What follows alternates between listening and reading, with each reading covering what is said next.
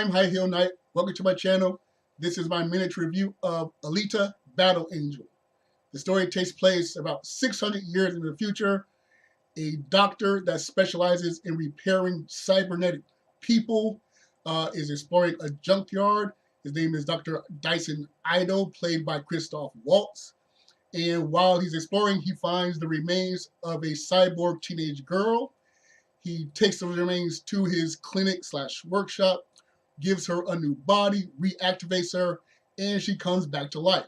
Now, she has no memory of who she was. She has no memory of what happened to her previous body.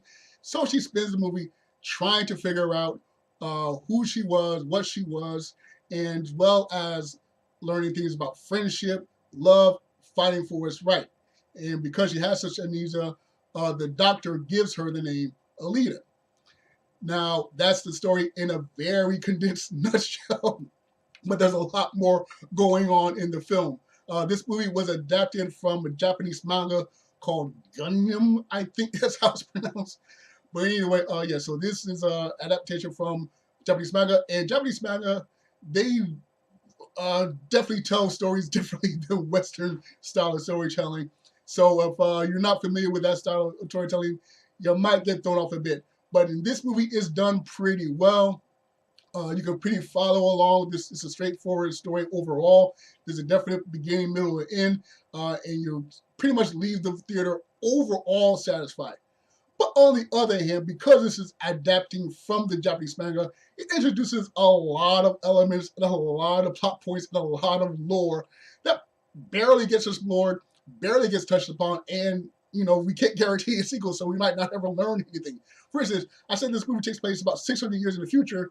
Well, 300 years in the future, there's this big interplanetary war, and after that conflict, we go 300 more years into the future, and that's where the story starts.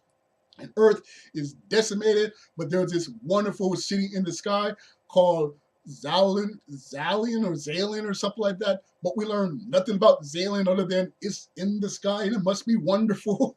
The villains, like the main on-screen villain, doesn't really get his villainy on until about halfway in the movie. And then another half, the villain above the on-screen villain, we learn even less about him. We learn what is his motivation, what is his problem. It's just a lot of lore. And I could go on and on and on, but I want to just say that, yeah, it does sequel bait, but it's not as bad as some other sequel bait movies, but still, there's just so much going on and so much buffet of information. It's like, why present all this stuff that we can't guarantee a sequel? So that was a bit frustrating. But on a positive note, the performances are wonderful. As I mentioned, Christoph Waltz plays the cyborg specialist, and he is absolutely wonderful. He's pretty much wonderful in everything he does, but he was very wonderful here. And the actress that plays Alita, her name's Rosa Salazar, and she was very delightful and very charming and very wonderful to watch. On the negative, though, the young lady has an accent, and I got a lot of Wonder Woman movie vibes from this movie. For instance, there's a scene where she tries some candy for the first time. She's like, oh my God, this is amazing. And there's another scene where she tries to rally up these troops and try to get them to fight. And there's another scene where she's like, well, I always fight for what's right, or I always, fight what I believe in, and things like that. And she literally falls in love with the first boy she's ever met, just like in Wonder Woman. But at least in this movie, it's handled much, much better. Wonder Woman, I love that movie, but still the relationship between Wonder Woman and Steve Trevor was lacking. Where here in Alita Battle Angel, the relationship is handled well, even though, yeah, she does fall for the first boy she's ever met. So I got a lot of Wonder Woman vibes in that. But overall, I enjoyed the movie, had a great time. I saw the movie in IMAX 3D. And yeah, it's wonderful spectacle. It's wonderful filmmaking. It's wonderful action.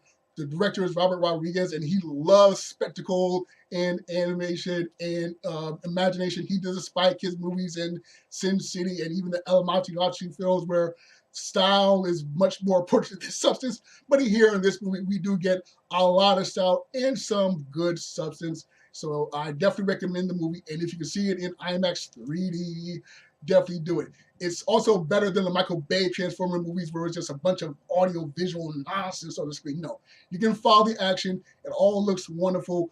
So, unless your eyes have a problem with the 3D, you'll definitely enjoy the action and the special effects. So those are my thoughts on Alita Battle Angel. I'd love to know what you think of the movie. Be sure to share what comments you like in the comment section. Be sure to like, share, and subscribe, or dislike, share, and subscribe.